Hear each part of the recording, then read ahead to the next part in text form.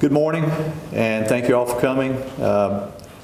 Just wanted to bring everyone up to date on what's going on. A short while ago, the Lawrence County Board of Commissioners, after consultation with our local Board of Health and our local municipalities, decided to go ahead and declare a state of emergency to enact some provisions that we feel like will keep our citizenry here in Lawrence County safe and healthy. I'm going to read a short breakdown of the actual declaration, and then Dr. Kraft from the Public Health Department and Don Avery from Fairview Park Hospital will also be on hand to say a few words and answer any questions. So basically at 11 a.m. Thursday, March 19, 2020, the Lawrence County Board of Commissioners met and declared a state of emergency in Lawrence County due to confirmed cases of the COVID-19 virus. Like I said earlier, this action was taken in conjunction and consultation with our local Board of Health as well as our local municipalities. It's very important that everybody understands that this declaration includes provisions that will prevent social gatherings of 10 or more people. These social gatherings includes church services, funerals, family reunions, meeting up in the parking lots, cookouts, things of that nature. All of those issues will be applicable under this provision. It's not that we're trying to scare people or be overbearing, but people need to take this very seriously to protect our citizenry health. So please, abide by those things. There will also be a curfew in effect from 10 p.m. to 6 a.m. Each day for non-essential traveling. So if it's for business-related traveling, those things are okay, but just traveling from your friend's house or back and forth to the store after these times will not be prohibited. The Sheriff's Department, the Dublin Police Department, the East Dublin Police Department are all in agreement and will enforce these provisions of this order. Again, this does not apply to businesses. If you have a set of businesses with 10 or more employees, this will not apply to you to keep you from doing that. This will be against social gatherings. Okay, can't make that clear enough.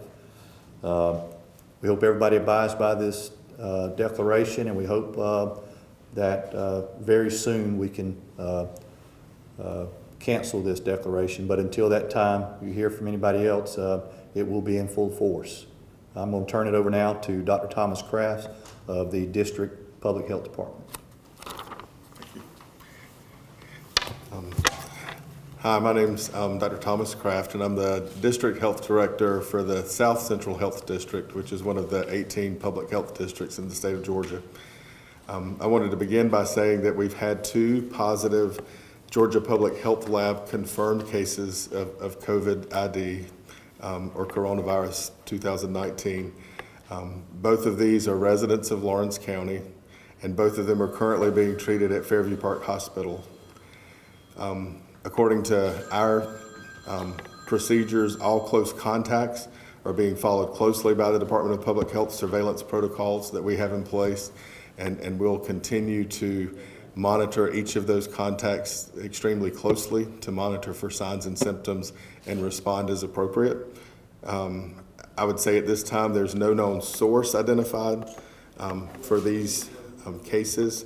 So with that in mind, this would be considered community spread at this time. So with that being said, I'm going to turn things over to Fairview Park Hospital and let them give you further details at this time. Thanks, Thomas. I'll just say simply that we've had protocols in place for several weeks to ensure proper precautions are taken by our employees. I think many of you know that we have implemented visitor restrictions. Each patient can only have 2 visitors, adult visitors. They're screened to make sure they're healthy, and they have to be identified by the patient ahead of time.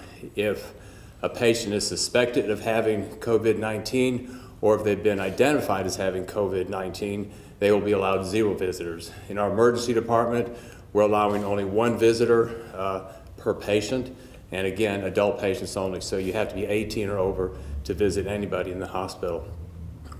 We have had 2 cases. These patients are under isolation, have been under isolation, will continue to be so until they recover sufficiently to go home. We do have a couple patients under investigation in the hospital to determine if in fact they have the COVID-19 virus. And we've had these over the past week, and up until last night, all have tested negative for the virus, and now we have those. We continue to work under CDC guidelines. We utilize and recommend everybody follow CDC guidelines. We do that very carefully.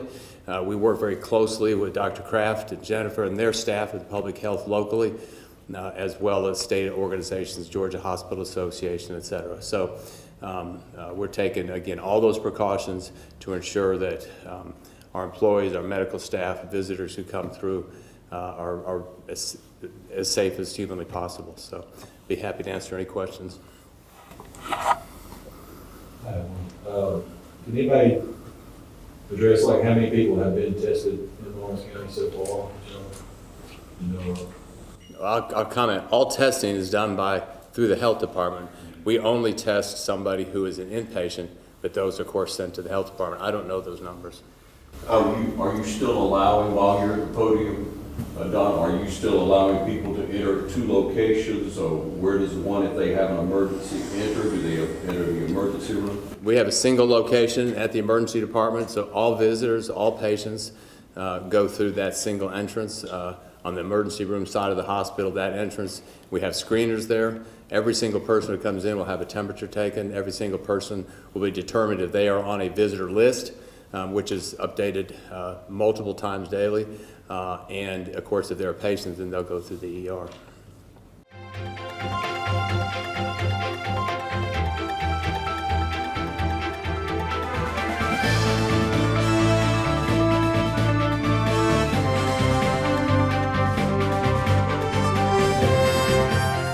My name is Danny Hogan. Matt Lake is my stepson. Matt never got in any kind of trouble when he was growing up. Very smart young man. He's invested in the county greatly because he's invested in several businesses. Most people think that government should be run by politicians, but it would be much better off if they were run by business people. Matt's involved in his church fully and is a great Christian. I'm real proud of him, and I know he'd do a great job as tax commissioner. Please support Matt Lake for tax commissioner in Lawrence County.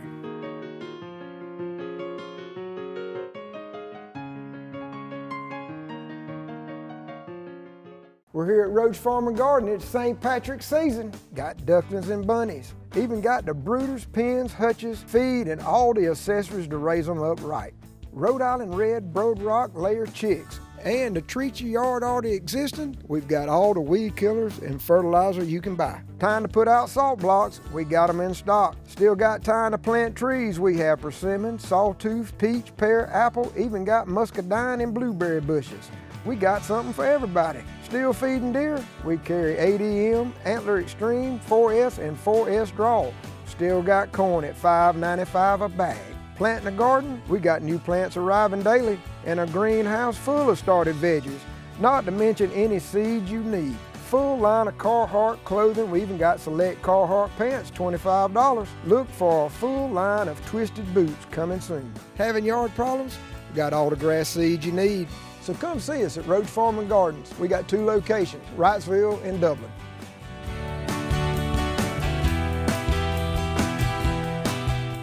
Hello, I'm Darren Keene with Clements & Keene Insurance. And many of us do not like to talk about it, but no family needs to go without a life insurance program. Show your family how much you love them by preparing in advance with a life insurance program. Clements & Keene Insurance can help you with term insurance or permanent insurance. Regardless of your need, your age, or where you may be in life, life insurance is a critical part of financial planning for you and your family. Please give us a call at Clements & Keene Insurance, 272-8019.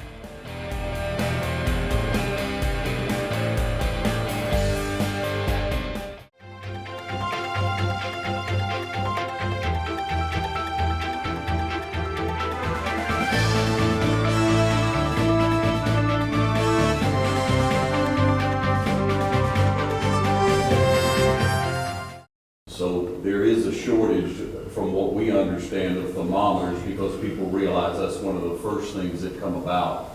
Residents in the community that do have thermometers, would you recommend for them to keep a monitor of their and others' temperature? If somebody is under self-isolation or quarantine or just self-monitoring themselves, we certainly encourage them to take their temperature regularly. I don't know if that is every hour, every 2 hours, but regularly. At the hospital, when you come in, it's a computerized thermometer, which is reusable, and we just swipe a person's forehead and take their temperature. So there's no shortage of those. How about any, from what we've heard, surgeries have been postponed if they're not crucial? Is that the case? It's up to the individual doctor. There's 3 parties involved with that decision, obviously. The hospital, the doctor, and the patient. The same precautions we take for any patient, for any surgery, are in place. If you're going to have surgery, they're going to make sure you don't have a cough. They're going to make sure you don't have a fever. They're going to make sure you haven't had a fever within a certain number of hours. So all those screens are in place, have been in place, and would continue to be in place. We have had some surgeries canceled based on the patient preference. Some patients that might have been higher risk and are elderly, those have been postponed, but we continue to do elective surgery at Fairview Park. With the extra amount of time before it's hit our community, before the first confirmed case, has it given the hospital more time to prepare? It really has, and our affiliation with HCA has really been beneficial as well, because probably nobody can gear up quite in the same way that we do nationwide. And so we've got protocols in place. We communicate regularly, I mean, multiple times a day. We're on the phone with conference calls, talking to other hospitals, talking to our corporate folks. We've been on the call with calls with CDC, with state organizations. But because we've been in this mode now for a couple of weeks, we pretty much are, I won't say used to it. And the comment I told folks this morning at a briefing and last night, I was at the hospital till about midnight last night and letting people know and sending out information. Nothing new will occur today in light of having those positive cases yesterday. We're still going to continue to operate under the same way we have. Same precautions we've put in place will still take place. It certainly, probably more than anything, underscores the importance of those. But as you know, last week we went on restricted visitors. We made that even more restrictive on Monday of this week. And if we have to, we'll continue to make things more restrictive. We think that the precautions we have in place now are sufficient to protect people, and we'll continue to monitor that. What have you done to help with the medical professionals coming? Have you advised them to not be around as many people? We keep hearing the number 10 people. 10 people, well, if I leave 9 people here, 10 people here at my home, and I go to another home, and they only have 9 people there, and I'm the 10th, and I go to another home, you know, or should we be looking at it as, let's try to stay in our own element, let's try to stay in our own 10 people? Is that a fact? I think the message is to limit socialization, to self-isolate as much as possible. You know, my family and I and our employees, we recommend that they distance themselves from groupings, as you have suggested, to make sure that they are, you know, not attending, as Thomas said, they're not attending church, they're not attending funerals or weddings, and that's a shame. But I think that's the circumstances in which we live. I think it's hard to try and come up with an algorithm that says which groups. I think Dr. Kraft probably is better qualified to answer that. I would like to just add that as you move, I'm sorry. I would like to just add from a public health perspective that as you move from small gathering to small gathering, that you fully practice and implement the public health guidelines that we've all been given. Shaking hands should not happen, but every time you leave a gathering, wash your hands and make sure when you're touching surfaces and all that you always wash hands and do everything you can to keep a 6-foot distancing even within your gatherings. I know that's difficult in isolated family situations and those sorts of things, but just encourage great hygiene as you move from one place to another. Wash your hands after you eat, wash your hands after going to the restroom, wash your hands after being in a group setting, because we all move from place to place and life has to go on as normally as it can, but overemphasize hand hygiene and hand washing if you should cough or sneeze, and all of those things that have been publicly commented on to prevent the spread of coronavirus. Yeah, thank you for your side and all the information. I got a question for Brian. Let me just add on to that just for a second. I would encourage people to carry stuff with them, whether it's a little tube or these individual packets, but I think it's important to do whatever you have to do after you fill up your tank with gas. Wash your hands off. I keep wipes in my car. I carry, individual packages of hand sanitizer with me, and I don't think you can overwash, overclean, overprotect. And if you feel necessary, if you're a high-risk person, don't hesitate to go buy some masks from the CVS if they're still there. So.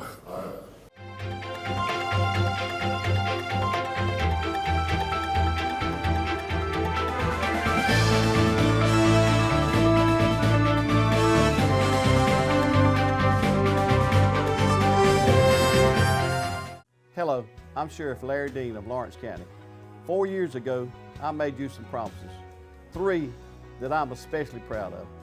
Additional resources officers in our schools, pay raise for our officers, and promotions within the ranks of the Lawrence County Sheriff's Department. With the help of the Lawrence County School Board and the Lawrence County Board of Commissioners, as a team, we was able to accomplish these goals. Promises made, promises kept. I'm Larry Dean, and I approve this message.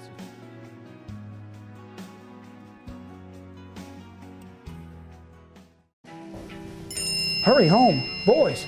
We gotta go.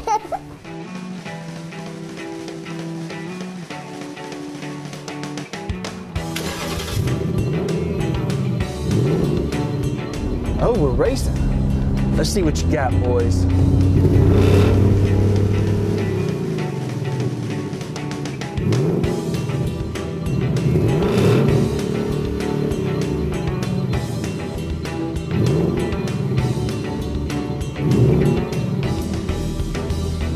Not today, boys. Hey, I got your text. What's the emergency? What text? Where is my phone? Oh, I think River wanted to play. Riverview Golf Course, located on the beautiful Oconee River, is open to the public 7 days a week from 7 till 7, and you can play all day for just $25. Riverview Golf Course opened in the spring of 1977 and has been enjoyed by thousands since. Come on out to Riverview Golf Course today off Highway 19 at Riverview Drive, just 2 miles off I-16, exit 54. Riverview Golf Course in Dublin, making memories every day. I'm Janola Jackson, your candidate for Lawrence County Probate Judge. I've been employed in the Lawrence County Probate Court for 21 years. It has been a pleasure and an honor to serve the great citizens of Lawrence County, Georgia. I am proven, I'm professional, and proficient, and I believe that experience is the difference. In 2020, the vision is clear. Vote for Janola Jackson as your next Lawrence County Probate Judge on Tuesday, May 19th. I'm Janola Jackson, and I approve this message.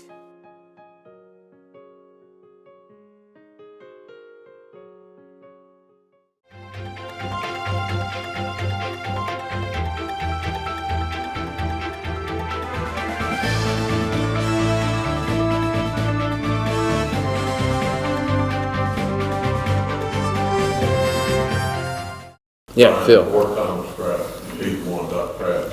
I know specifically y'all name businesses in here and they can have 10 or more people. How does this, for clarification, how does this affect restaurants? I don't know that I can speak for every restaurant, but I know that I've read scenarios that I think would be quite useful. One that I've seen is table distancing and maybe trying to limit numbers present at one time. But certainly we don't want to do anything, in my opinion, that would harm the ability of small businesses to carry on business as usual. In our communities, that's vital. I would just ask from a public health perspective that they be extra cautious about all of the cleaning guidelines that we've talked about from just a general sanitation and general hygiene standpoint. but I wouldn't encourage anything other than, small things they can do like table distancing and crowd control. Some of them are amping up curb service and amping up window drop-ins and those kinds of things. I would encourage them to get together and have a think tank and do things along those lines to help encourage the success of our small businesses in town. And just to further clarify that, we went to great distances to try to, clarify that this is social gatherings that we're trying to prevent. Now, part of the curfew, I will say, some of those restaurants that may be open till after 10 o'clock, well, people need to be getting home before then, because, one of the things we don't want is nightclubs, things of that nature continue to operate during these times where they have people in these closed environments. So we are talking about social gatherings, but we expect everybody to be traveling home by, before the 10 o'clock curfew comes into play. Thanks, sir. Hey, we know the effect, one of the healthcare representatives, we know the effect on older people who have an immune system problem. Let's speak to young people and the fact that the young people think that I'm not going to get it. I'm the one that's all right with it. So we need to speak with the young people, let them know what's going on. This is Dr. George Harrison, our Chief Medical Officer from the hospital. He's best qualified to answer that. Hi, that's a very fair question. So young people, there's been a misconception in the news as of late that young people are not as susceptible to this disease.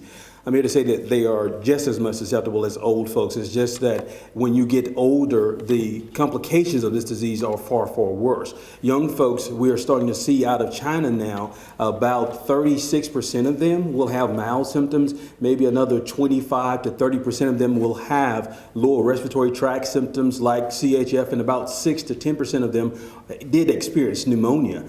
We see those percentages that are a lot more devastating in the elderly population. I would like to add that on the front lines every day, day in and day out, we have a very consummate group of healthcare professionals at Fairview Park and at the Department of Public Health. These are nurses, doctors, respiratory therapists, and the like who are going in, they're assessing these patients, they're using their knowledge and their training to identify these cases early, to provide the appropriate treatment, and to make sure that these individuals are getting into the right healthcare setting that they need. Not everyone that has a symptom needs to come to the hospital. A lot of people who have symptoms they're just mild. It might not be a fever, it may be a cough. It's appropriate at that time to contact your primary care professionals. Again, another group of very consummate professionals who are doing what they need to do.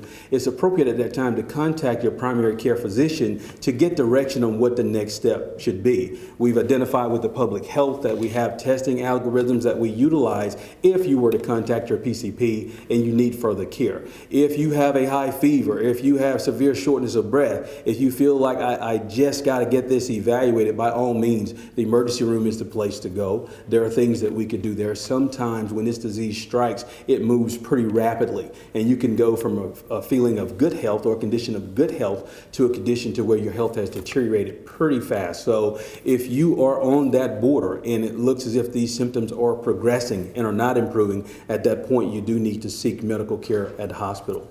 Can one harbor the virus, or does it pass in that 14 to 21 days and beyond? Yeah, what you're getting at is something we call viral shedding.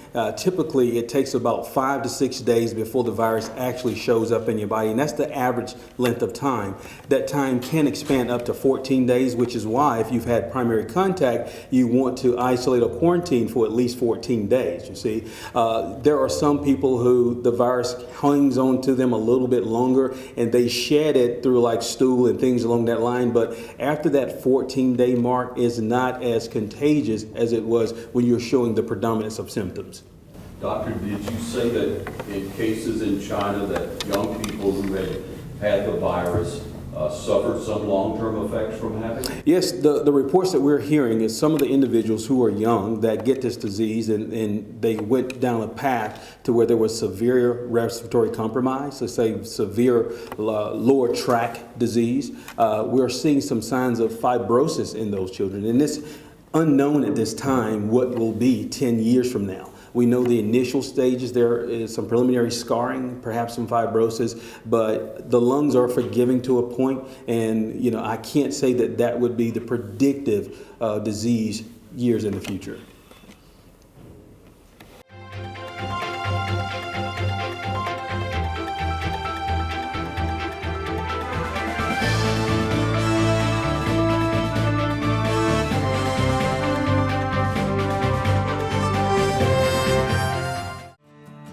The City of Dublin's Natural Gas Department is offering a $1,000 rebate on the purchase of a natural gas, stove, furnace and tank or tankless water heater for new construction homes or if you're remodeling your home. Individual rebates include natural gas tankless, up to $400 rebate and free gas service installation. Natural gas tank, free 40-gallon or $200 rebate on other sizes, free gas service installation. Natural gas furnace, $200 rebate. Natural gas stove, $100 rebate. Natural gas dryer, $100 rebate. Natural gas grill, $100 rebate. Natural gas logs, $100 rebate. Maximum yearly rebate? No maximum. Save now. Save later. Call the City of Dublin Natural Gas at 277-5048.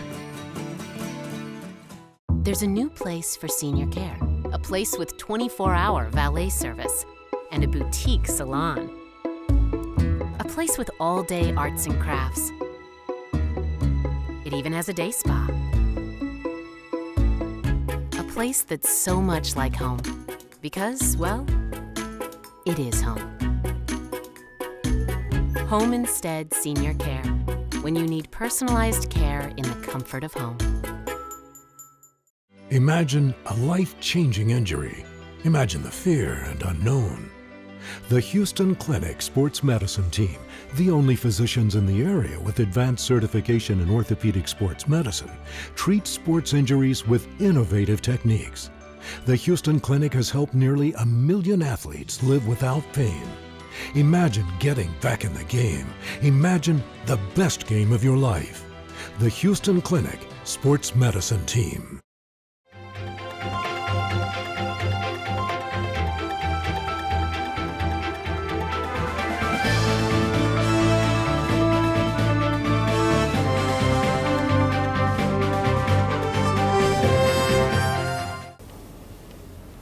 How about assistance to people? We understand the sheriff department is helping with some people who have no way to get in. Yeah, and I'm going to let Sergeant Lloyd answer that, but one thing that I want to remind the public of, for over a week now, we've been trying to shut down our jail to the point of minimum travel through our jails. Far as a law enforcement standpoint, there's certain crimes and all that we still have to lock people up, but we want the public to know that the curfew will help us as law enforcement to be able to make our community a lot safer. So, and not something else, the people out here that's got somebody in jail, we have a full medical staff at our jail. We're monitoring those inmates. We've been trying to limit traffic around our jail. Not only the necessary people that's been coming into our jail for the last week. We normally go and pick up inmates all across this state. We've canceled that kind of movement. So basically, being our courts are shut down, we don't have any need for inmates that are on outstanding warrants in different counties. We've already shut that travel down. But I like Sergeant Lloyd up here. And the reason we're doing this is basically, there's some people in our community where we'll have limited access, limited travel. All right, Sergeant, will you give us details on that?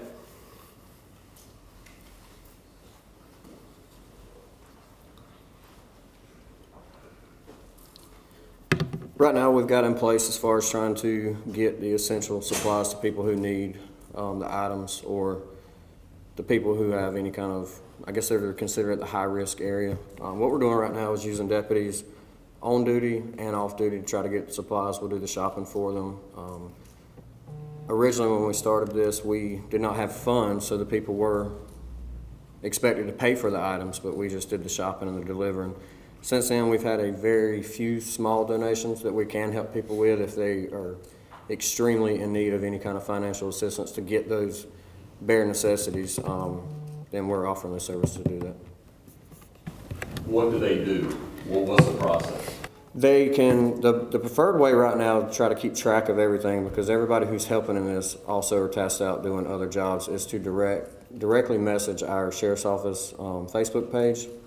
From there, it's screened out by a few people who are helping with it.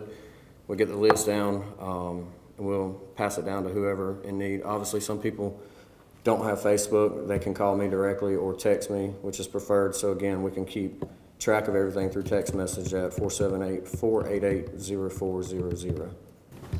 Is there a GoFundMe if someone would like to give to help those less fortunate, or some way to provide for them? At this time, we haven't done that. We did not want to get in the business of receiving a large amount of cash directly from anyone, just for the checks and balances and accountability.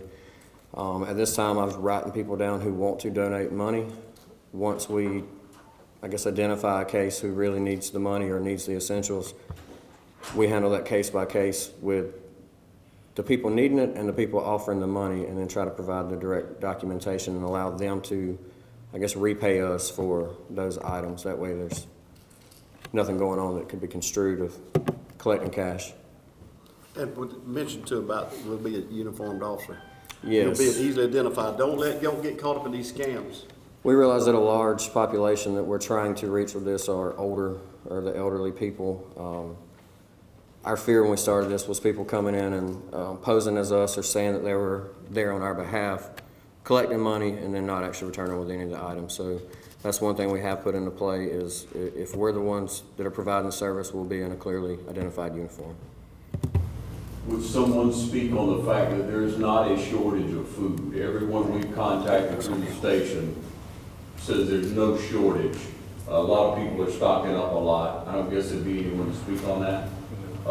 Could we find out how many people can be tested in our area in a given time? And if that is amping up, we know the governor said, 10, 14, whatever it's been days ago, it seems like a lot of time, but it really hasn't been that we could only test 50 in the state. So Dr. Crabb, would you come forward, or can you say anything on that? I can try to address the situation, but I would like to first say that we have to realize that this is an extremely fluid situation that changes every day. And earlier you asked me about test number availability and that sort of thing, and keeping up with test numbers. I can assure you there's a process in place that does that, and that my appropriate staff member over there is doing that in conjunction with hospitals. But we have to keep up with 10 counties, and we have people reporting from all over. So I can't give you that kind of number, but I can assure you that it's being followed closely. One of the things we're also doing is working with state level partners and even federal partners, trying to obtain testing media and testing kits. That also is available in our area and being followed closely because of the small availability of testing kits across the state. There are still protocols in place that screen people for testing, and we've not reached the point yet in our nation where we can do widespread testing. So we're having to make the best uses of those resources to test the people who are sickest, to identify COVID positive cases in that circumstance. And there are a few other cases. We do want to use our limited resources to try to keep our responders, whether that's law response or hospital staff and medical response teams, available, because we have to have those people to fight the spread of the disease and to keep it mitigated. And what we have to realize now, and I want to kind of share my support of what the county's done today, we're at a point where we're just trying to stay ahead of the curve or mitigate the curve of the spread of COVID. And we know it's spreading, and it's going to spread more. I think the way that we will be successful in this is just trying to slow down exponential growth and trying to maintain the disease at a level that can be handled by the resources that we have. And those resources are growing, and we're just trying to take mitigation steps to make the disease grow slower in rate than the resources that we're coming up with. So I hope that handles your question. We do have a local testing site set up through the Department of Public Health to try to help share the burden of hospitals and care providers. Everybody's fighting to get testing media, and fighting's not a good word. We're all trying very hard to obtain the testing media that we need. And as supplies become more available, that will become easier. But so that we can assist the communities in testing, we have a testing site and are working really closely with hospital staff, but now also providers across our 10-county South Central Health District to try to make testing available to some people that have extremely limited resources as well.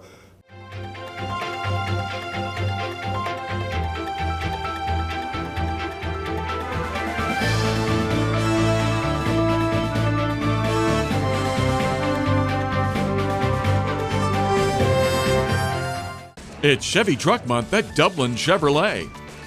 Drop by Dublin Chevrolet for our tremendous Chevy Truck Month savings. Save over $4,000 on this Silverado at Dublin Chevrolet. At Dublin Chevrolet, you get more truck for your money. And more money for your truck. Pocket savings of over $4,000 on this Traverse. A great deal doesn't take luck just to visit the Dublin Chevrolet. Call, click, or come see us. Dublin Chevrolet, the only dealer you will ever need. Where's my green jacket?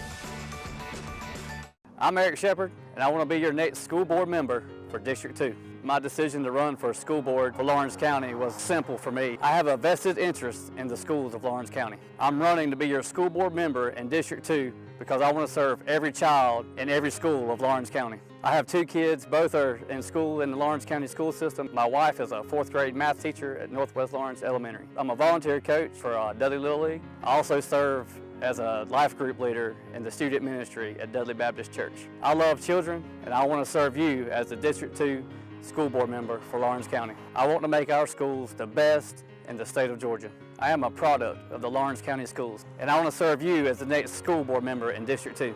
I'm Eric Shepard. I want you to please go out to the polls and vote for me as the next school board member in District 2.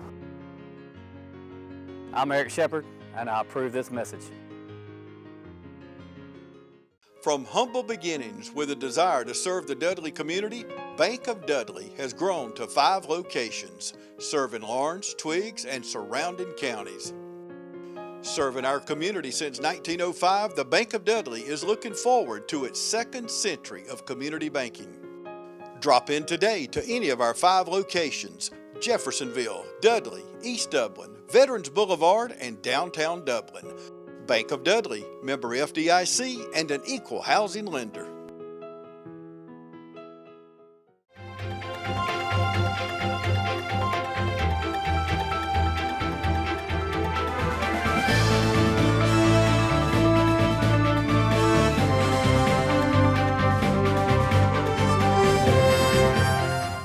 Would one of you be willing to comment on whether or not this is a high traffic professional that came in contact with these 2 people? We've heard police officer, pastor and his wife, or law enforcement, I should say.